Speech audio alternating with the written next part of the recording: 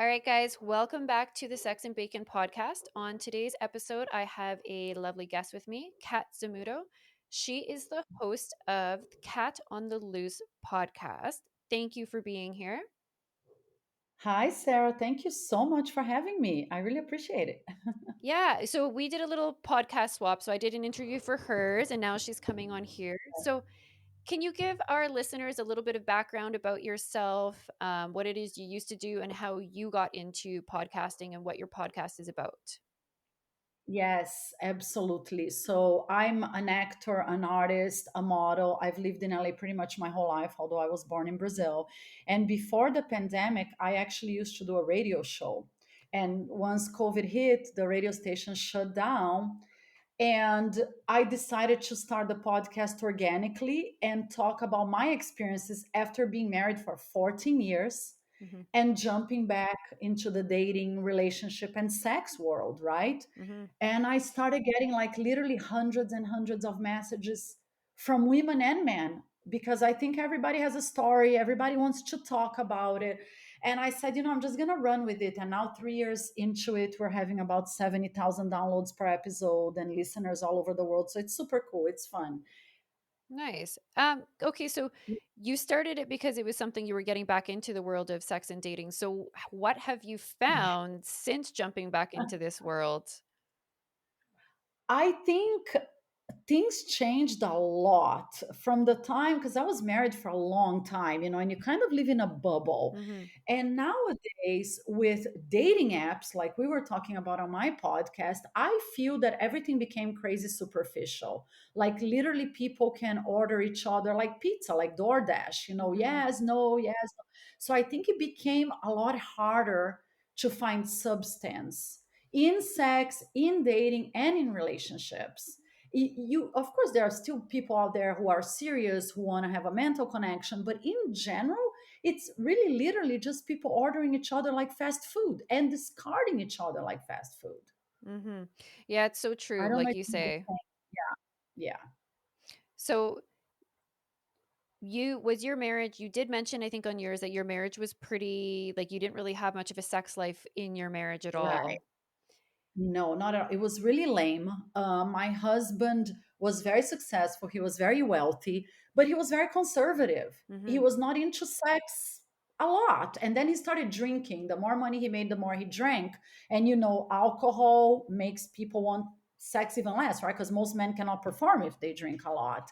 So Hmm. for 14 years, I kind of felt like, maybe that's what sex is supposed to be when you're married. Maybe it's gonna suck. Maybe that's the end of it. And once I grew some balls, so to speak, and got divorced, and I realized, no, it's okay for women to want to have great sex lives. It's okay for women to talk about sex and want to be fulfilled sexually. Hmm. And so I actually started my journey. This happened, a few years ago in 2018. So it's really just the past few years that I started my personal journey of discovering sex all over again and realizing that it's super, super important for women to speak up when it comes to our sexual lives. Yeah, absolutely. So, did you discover new things that you were into? Did you discover new things about your sexuality that maybe you didn't know about before? Oh, yeah, 1 million percent. Like we were talking on my podcast, nowadays I'm kind of like you. I feel comfortable speaking up and saying, I'm a woman that loves sex. Hmm. That's like number one. Hmm. And I think a lot of us are very uptight just saying it out loud, especially down here in the United States. I'm not sure if in Canada girls feel the same way, but here it's huge taboo. Like most girls, married or not, it's just not something you talk about. Like a guy, it's okay. He talks to us, but oh yeah, I fuck this girl, I fuck that girl. Hmm. But women, if we say that, we're labeled whores. So that's the first thing I learned, that Yeah. no, we're not whores. It's not bad. It's completely cool to be honest about it. And for me, I decided I like to have sex. I like to have a lot of it, hopefully. If I'm in a relationship, I want a partner that has the same sexual energy, in the sense that I never want to be in like an almost sexless marriage again. And I talk about that on my podcast all the time. If you are in a relationship and it's getting sexless, you're basically becoming roommates, Yeah. right? And I don't think that's good for anybody. Okay, so do you talk about sex on, like, say, a first date, a second date? Like, what are your views on having a sexual conversation with somebody to get it out of the way, to make sure you're on the same page, to make sure your sex drives match? Like, what do you think about Right. that? In our case, it's a little difficult to hide because when someone knows they're going to date me, the first thing they do is like they Google me if you put my Mm, name there and they find out about the podcast. mhm, So in the beginning, I would not say anything like, oh, I do a podcast about sex and dating because I was afraid I was going to like scare men away. And then I decided, like, you know what? If I scare somebody away, it might as well just happen before. Like, mhm, I don't want to be with a man that is intimidated by what I do. So now my approach in dating is kind of like the opposite. I tell them everything, who I am, my name. I have nothing to hide.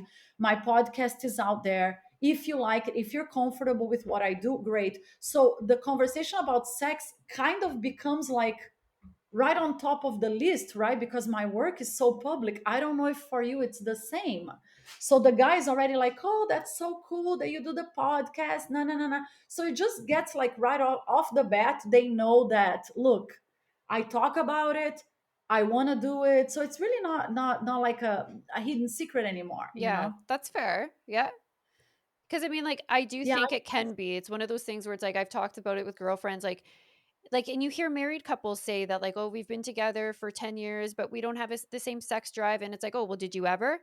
"Well, no, like, he always wanted it more." And it's like, these are conversations people should be able to have at the very beginning of a relationship. What's your expectations? How many times a day do you want to have sex? What are you into? Like, what are my deal breakers? But people fear it because of, like, being judged. A girl doesn't want to bring that up to a guy for fear of, like, oh, well, Yeah. she's a whore. She likes to, she likes anal sex. I don't want to have anal sex, like, but we can't speak about these things or talk about it because of judgment.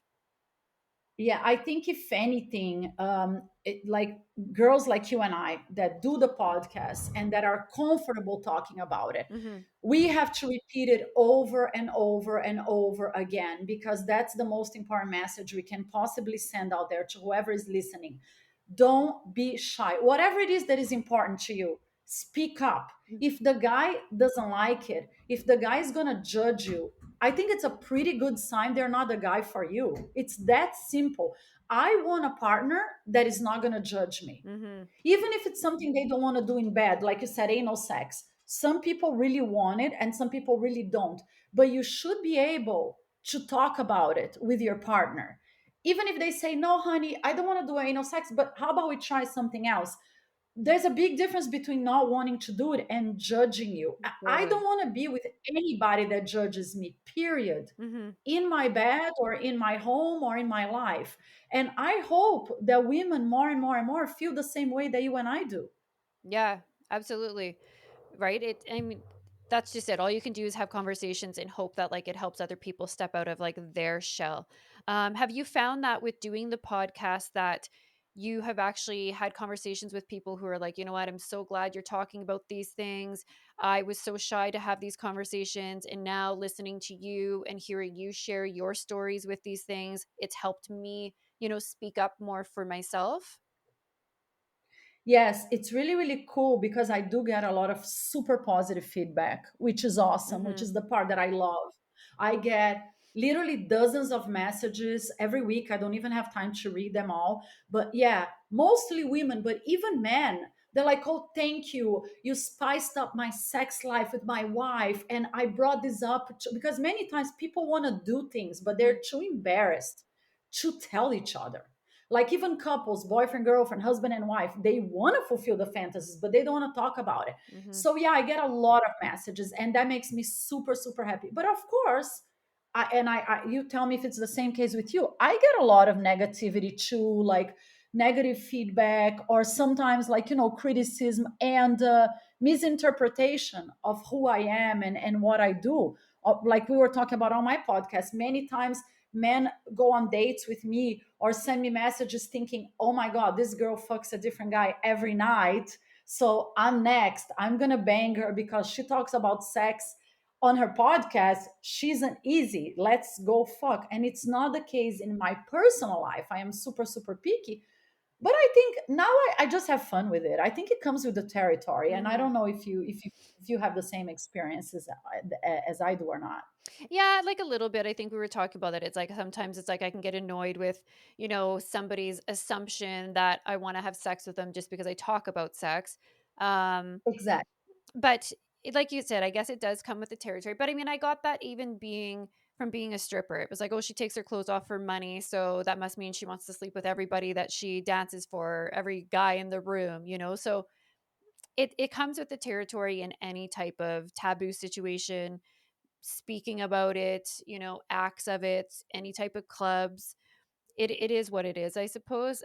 Which is, again, like you were saying, it is unfortunate that social stigma and that comes with women expressing themselves verbally, physically, in any way that it has to do with sex, that automatically you're judged and there's all these categories that they just put you And into. and and it breaks my heart because, like you said, we should be able, this day and age, come on. If you want to strip, if anything you want to do voluntarily with your body, Hmm. I cannot believe that we're judged by it. It's ridiculous. Even when I say it, you do a sexy photo and you're labeled something. You're a stripper and you're labeled like, come on, seriously. I think it's time that we normalize women doing whatever they want to do. Period. Oh, absolutely. And I think it's too, it's like that assumption that, like, okay, she has fake boobs, she's got long blonde hair or anything. And it's like right away, you have to be a stripper because why else would you have implants and why else would you have, extensions, or this whole idea that a certain look of a woman means that they do something Oh, that they shouldn't be I know. doing. I know. Yeah, but I think it's time. Like, we're not in the Stone Age anymore. It's not the 30s, it's not the 40s. I think it's absurd. Hmm. And it makes me sad. Like we were talking on my podcast, usually the criticism comes from women. Like, it's one thing when a guy labels you, but so many times we get labeled by other women. And it breaks my heart because I think united we are so much stronger. If you don't want to show your boobs, don't. If you don't want to strip, don't. But why in the world would you judge another woman Hmm. that you don't even know, right? Oh, And yeah. I see that over and over again, and it just it kills me, seriously. I don't like that at all. No, I know. And I'm hoping that, like eventually we'll be able to get away from that. I don't know that we ever will fully, but maybe my hope too with the podcast is the more and more people are talking about it openly and sharing about it and removing those stigmas, and it'll help kind of ease that into an area and a time maybe where people really can just have like an understanding and acceptance that people can do whatever they want and it doesn't affect them, so don't judge it, right? Yeah, 1,000,000%. And sex is not a dirty word. Mm. Sex is not like something that we should be ashamed of. It's healthy.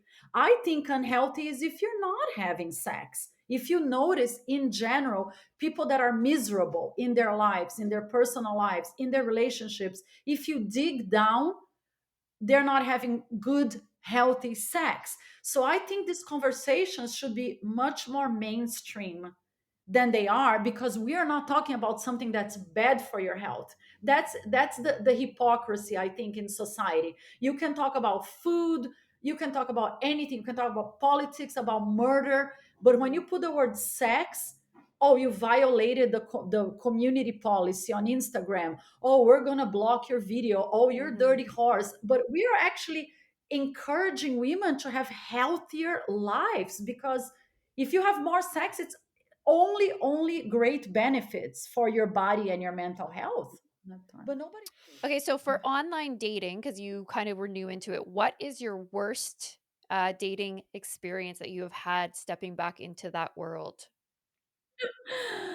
I had a few, and I have talked about it on a few episodes, but for sure, the worst I had, I went out with a guy, and the first date was okay. The typical player, like he picks you up on a fancy car, and we went out to dinner on a really nice restaurant, la la la la. The second date, I made a mistake, which I don't think I would do again. But I always tell girls, like, when a guy on the second date, like, do you want to come to my place? Usually it's a bad idea because you should never be on the men's territory if you've never had sex with him before. So, anyways, I went to his house, which is this gorgeous multi-gazillion dollar mansion in Malibu, but super far away. You know, when you got to drive like 10 million hours to get to a place. So I made the mistake. I went to this guy's house on a second date, and we had a super nice dinner and a lot of wine. And then he was really, really pressuring me to take gummies, pot gummies. Uh, with Oh. marijuana inside. I don't know if you guys have that in Canada, Mhm. but I don't do drugs at all, ever.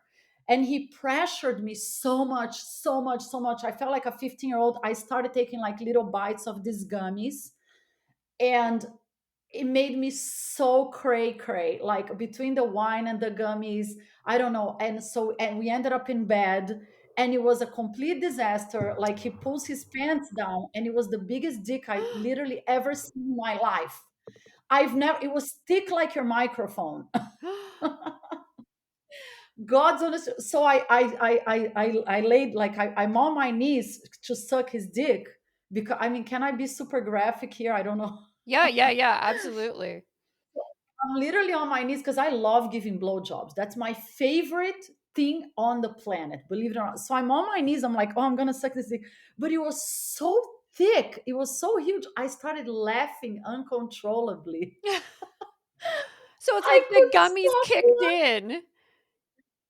Yes, the gummies kicked in. And I don't know, I couldn't stop laughing. I was so high. And of course, this guy's looking at me like you guys can picture this 6 foot tall guy, and I'm tiny. I'm like 5'4", and I'm like on my knees and I'm laughing, laughing. And the guy's like, what are you looking at? Why are you laughing? What the fuck is wrong with you? So Oh it was a my god. no. So he turns me, throws me in bed, and he fucks me. Like he came in literally 2 seconds all over my back. And then he's like yelling at me, don't move, don't move. I gotta clean up this mess. And then when everything is over, like this disastrous sex, I couldn't leave because I'm like, how the hell am I gonna drive down this mountain? And I'm hammered, I'm shit faced. So I had to Oh. spend the night. Oh my god. Did you at least get morning sex in the morning? No, he was sleeping, sleeping, sleeping. And I'm like, I gotta get the fuck out of here. I wanna. So I kept trying to wake him up, wake him up. No, he didn't even try to have sex with me again. He didn't try to make it better. I think he was pissed, obviously. But I should have been pissed, right? Because he drugged Yeah, me. And absolutely. he That's treated me like, hilarious. I know it was the worst. So got up, and he's like, oh, do you want your coffee to go? I know. Wow. Rude. And I'm like, no, I want to have a few sips of coffee here and admire. He has this gorgeous view of the ocean. La, la. Yeah. So then I left, and needless to say, we never saw each other again. But I think everything was his fault. Yeah, his dick was huge. Congratulations. But he was a zero, zero in bed and chivalry and everything. So Uh, my advice is, girls, even if you really, really, really like the guy and you want to go to bed with him on the second date, don't do it at his place, do it on your turf. yeah. No, it's so That was true. it. That's Yeah. crazy. Okay, so then I have to ask when it comes to size, because I know most girls are kind of all over the place. I personally prefer big. I'm so sick of average dicks. But I've talked to some women who say that they actually prefer average or smaller. Like, what's your take on size? I like big. I agree Okay. with you. I like a, to me, the most important thing is hard. Yeah. And I say that all the time, and I don't feel sorry for men, especially after a certain age. You need to know your dick, period. If you decide you're going to take a girl to bed, don't bring me that half-ass, that really, really turns me off. I prefer, even if, like you said, it's average size, but if it's really hard and delicious, it's better than a huge dick that it's kind of limp. And I think there is no excuse because nowadays there is medication. If you get drunk and you know you're not going to perform, don't get drunk. Figure it out. But I think we are a prize. We are super hot. We love sex. Mhm. If you're lucky and you get to the point that you're going to be in bed with us, to me the number one thing is not even just the size. Know what to do with it. Like, be hard and delicious and know how to please us. Like this guy, really a 51-year-old guy with this delicious dick, and you come like in literally 2 minutes. Why would you do that? Yeah. Right? So I don't think that, to me it's not so much the size. To me it's more like the performance. Okay. Yeah, that makes sense. I get it. You know, it's funny you say that about coming to me hard or like the half-ass. I've never really experienced that much until recently with like a couple guys. Like I just thought all men naturally have like that hard, veiny, throbbing dick, and then the few of them that I've been with recent, it was like not. And I'm like, what the fuck is this? Like, what's wrong with you? Why isn't it fully hard like a normal throbbing, veiny dick? Like, that's how they're all supposed to be. I don't know. Exactly. It hasn't happened to me many times either. Hmm. Maybe once or twice. But I agree with you. But for some reason, because I do the podcast and I hear so many girls complain about it. Ah, the guy he's delicious, but he says soft dick and the sex. I'm like, no. I think you need to know your game. It's kind of for Hmm. us like women. Guys are super picky. They want us to be or either waxed or look great and be wet and this and that. And we need to know our blow job and we need to do this. We put a lot of work to be great in bed, right? It's a Hmm. lot of work to look like us, to be great at what we do. Let's be honest about it. I think for guys, honestly, it's the same. You want to fuck high quality women, up your game. It's Hmm. that simple. Even like sometimes a guy doesn't have the biggest dick. Like my ex-boyfriend didn't have the biggest dick on the planet and he was 53. He was in fantastic shape. But every single time we went to bed, no matter what time of day or night, his dick was hard as a rock. There you go. He knew his game. He knew how to perform. I think that's more like about you need to please us, Hmm. right? First, before you come on. I think that's fair, right? Totally. I don't know if you're gonna hate me on this show now. No, but it's true. And I mean, if you're a guy that happens to be on the smaller size, you know how to finger a girl so that you're making her get off. Like this high school fingering that guys seem to do, like when you didn't know and you didn't have access to the internet to learn how to properly finger a woman, like I just can't handle it. There is so many resources out Really? there to learn how. Oh And yeah. if you're smaller, you should at least know how to make a girl get off with your fingers. 1,000,000%. I love hands. Mhm. That's my number one turn on in many sense. I think even regardless of the dick, you need to know what to do with your hands. And men in general watch a ton of porn. So I think there is no excuse for them to not learn. I think the problem is some guys are just lazy and selfish Mhm. in bed, and some guys care more. Like you said, maybe the guy has a smaller dick, but he's going to do something with your hand. But regardless, I think the guy needs to measure what is happening in bed. Like, am I pleasing her? Did she come already? What else can I do? Does it happen that you come in 2 seconds? Sure, it happens to every guy every now and again. But the nice men, they don't get up and leave. They like figure out, like you said, I'm gonna make her come with my mouth, I'm gonna make her come with my hand, I'm gonna bring toys into bed, I'm gonna do something for her. That's the Totally. whole it's a two-way street, right? Yeah. Do you find that it's hard to have a conversation with guys to bridge the whole bringing toys into the bedroom? I've had a few friends, and like they say, like they want to bring those in, but they're intimidated and scared that their partner will think that it means they're not doing a good job. Like, how do you have that conversation with men that you're dating? Yeah, I know a lot of men do say that. I've interviewed a lot of guys on the podcast. They're like, "Oh, does that mean? Look, that means I'm not fulfilling her. I'm not making her happy." Again, this is my take. If you ask a guy to do something and he's intimidated, probably he's not a guy for you. Most secure men completely understand that bringing sex toys into bed means that you're just spicing it up. It has nothing to do with their performance. Hmm. It spices up marriages, it spices up relationships. Most girls love sex toys. So I realize that the men that are really good in bed, they're not going to feel intimidated by it. So my approach, especially nowadays, like I said, I Mhm. decided I want to have a happy, fulfilling sex life. Period. That's on top of my list. If I feel like doing something, I'm gonna say it. Hey, do you want to go to a sex shop together? Hey, do you want to see my sex toys? Do you want to do something fun together? How do you feel about fantasies? Sometimes you can approach like as a couple, like Mhm. how do you feel about these things? But for me, in general, I don't want to be with a man that's uptight about sex. Yeah. Just in general, no matter what it is, I want a partner that feels as comfortable as I do, I guess. No, that's so true, and that is, like I think the problem, though, is, like, so many women come from a place of, like, desperation of wanting a partner in general, that sometimes it's like they're willing to take somebody who isn't on the same level of them because people don't like being alone, and so then they lower their standards in so many different areas, and I think the bedroom is one of those places where they're like, "Well, but he's so nice and, like, he cooks for me, and no, the sex isn't that great," but and it Uh, sounds like it's not an issue in the beginning, but then long term, it becomes a huge issue when you're not sexually compatible.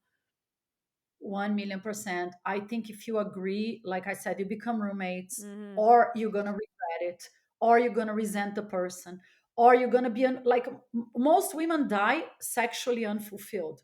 Most women and most men. Mhm. Men have the nature, they're going to cheat. Most men, if you're not giving them in bed, they are usually there. That's why they cheat. Mhm. They're going to go get it from someone else. Most women, they just die frustrated. Mhm. So my message always is, why would you?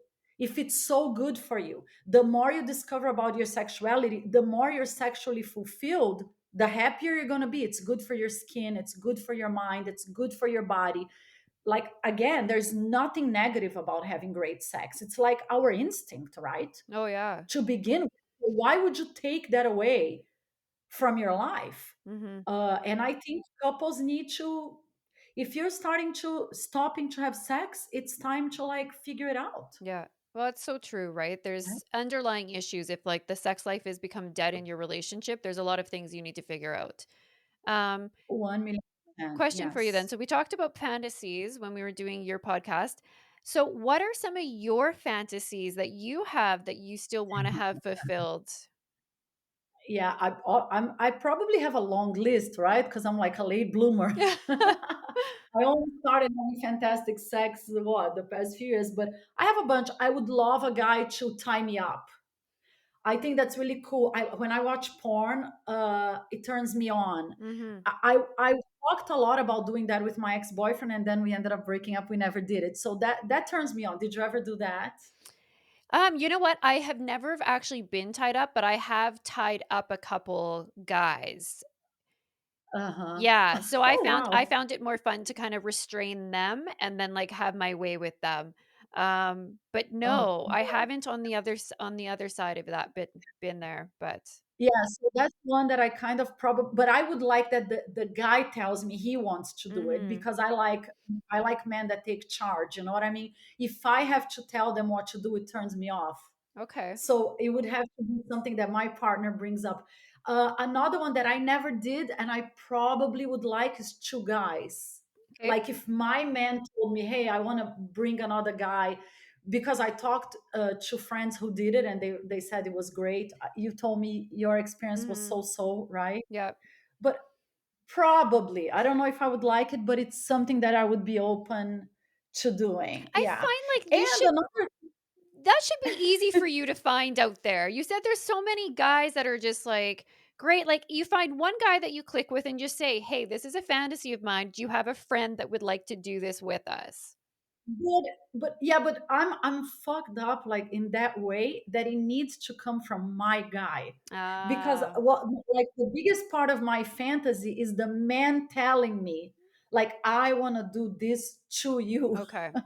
That makes You sense. know what I mean? So yeah, so like, I can go to a bar and pick up two dudes, I'm sure, but I don't think that would turn me off, because it would be like, oh, I don't want to be in charge in bed. Mhm. I kind of, so we shall see what happens. But yeah, maybe if I were super comfortable with a boyfriend or something, I would bring it up. Okay, It hasn't fair. happened yet. Okay, We'll, and you had we'll see. another one that you were gonna share? Now I forgot. That's a silly one, but believe it or not, I never did it. Did you like sex in a public place? I I have. never did, Okay. ever, ever. Yeah. You know what?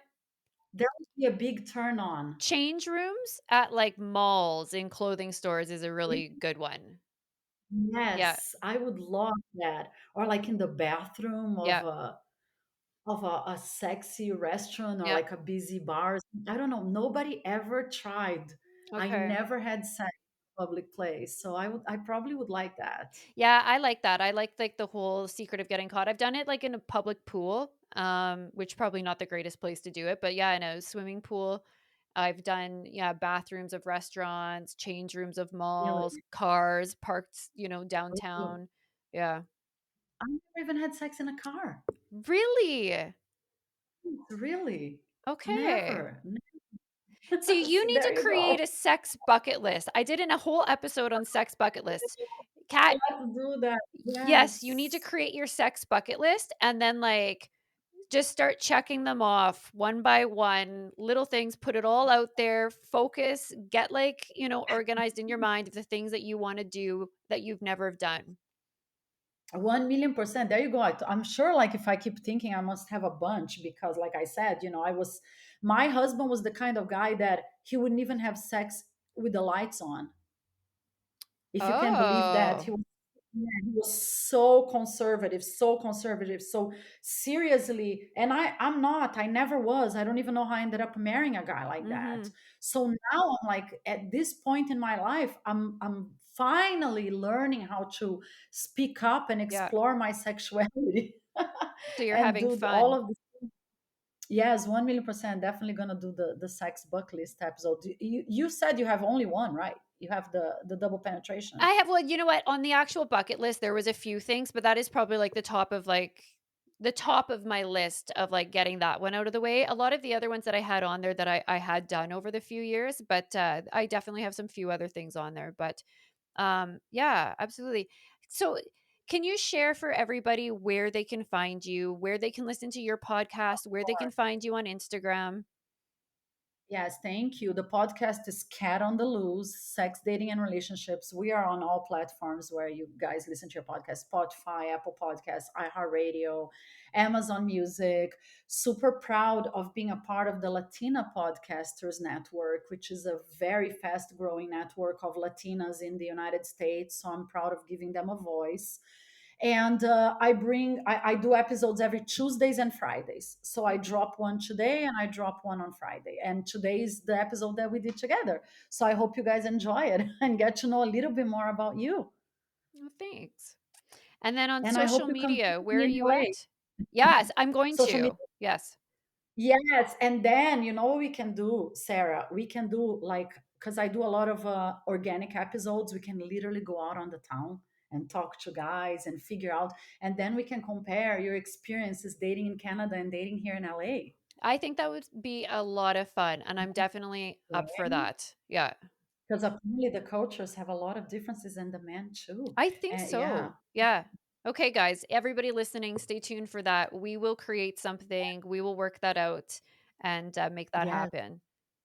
sounds amazing. I am a huge fan of you and your work and how Thank you're you. willing to talk about all these things. And it's an honor to be here. I love your podcast very, very Thank much. you. And you know what? I was listening to yours and I came across some amazing episodes. I listened to one that you did with this woman who was a Russian spy and how they train them to give the Yeah, perfect blowjob and like, you're definitely going to meet her when you come into town. oh, good. Yeah, I was Yes. fascinated by like everything you put out there. And so it is good. So everybody listening, if you haven't listened to it already, go check out Cat on the Loose. It's great. It's fun. It's entertaining and so much value in a lot of those episodes as well. So it was my Yeah. pleasure And to by have the you way, on.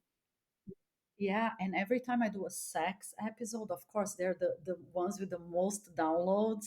So hopefully this is going to be the top podcast download episode ever. People love hearing other people's dirty laundry and perspectives and talking Right? about sex. It's so true. That'll never go away. Whether it's a I know. curiosity or a judgment, it's just people tune into it because they want to know what other people have to say. Yeah, Yes, let's normalize women talking about sex. absolutely. That's it. Period, Yeah. right? No, it's so true. Awesome. Well, thank you very much for being here today. And thanks everybody for listening. Hope you guys enjoyed the episode and stay tuned for the next one. Thank you, Sarah, for having me. Kisses, guys. Thank you.